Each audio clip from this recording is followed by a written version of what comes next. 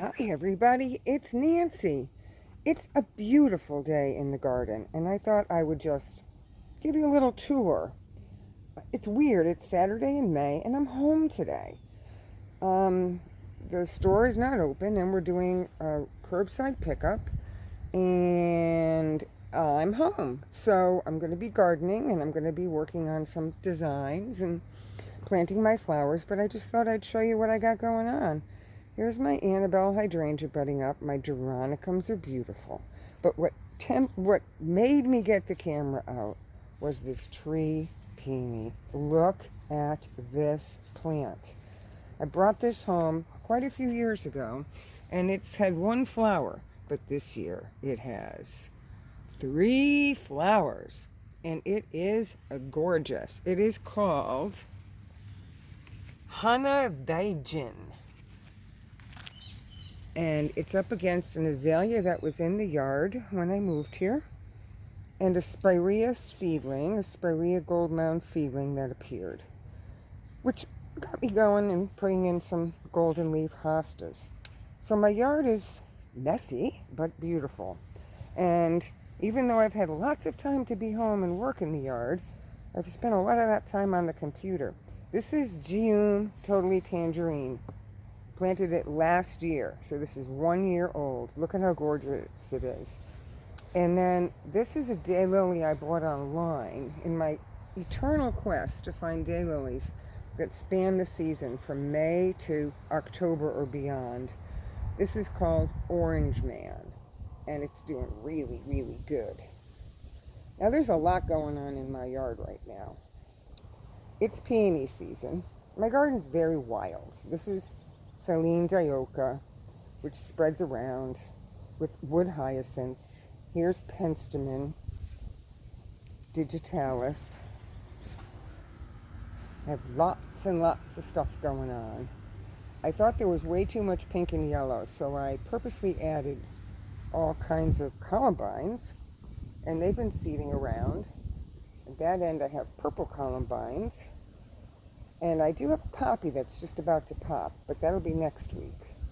This iris, no idea where it came from, but kind of interesting. On this side of the garden, we have a rhododendron in full bloom. These are my smart pots. Like I've said a million times, I will never plant carrots in anything but smart pots again. Lettuce, kale, under the row covers spinach. Another columbine. I'm really trying to get as many columbines into the garden as possible. And I saw one at the garden center when I was there yesterday that was huge and white. And that might just go over here where I have this miniature white iris that I got at the Hort Society auction one year. My old-fashioned coral bells. My beautiful Gertrude Jekyll David Austin rose, which has been in the garden for years. And this, my friends, is a tree peony, an Ito peony given to me by Leslie, our garden designer, when she moved. And it's the first flower, look at that.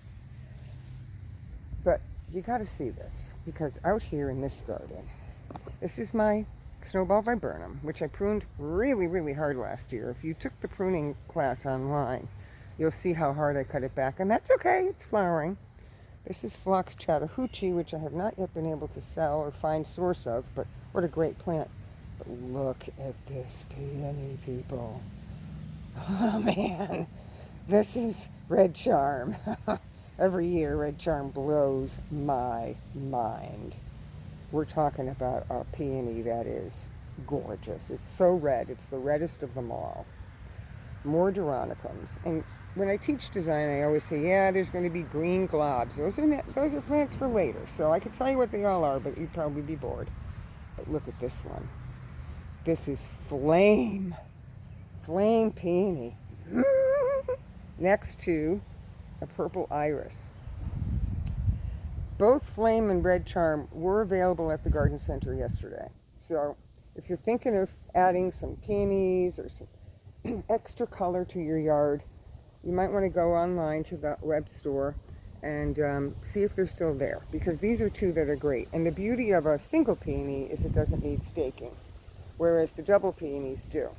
So this is Nancy from Nature Work saying, Someday I'll see you at the garden center. But until then, we'll see you at the online store, and we'll talk again, both in our weekly email and on my next video that I do. Bye-bye.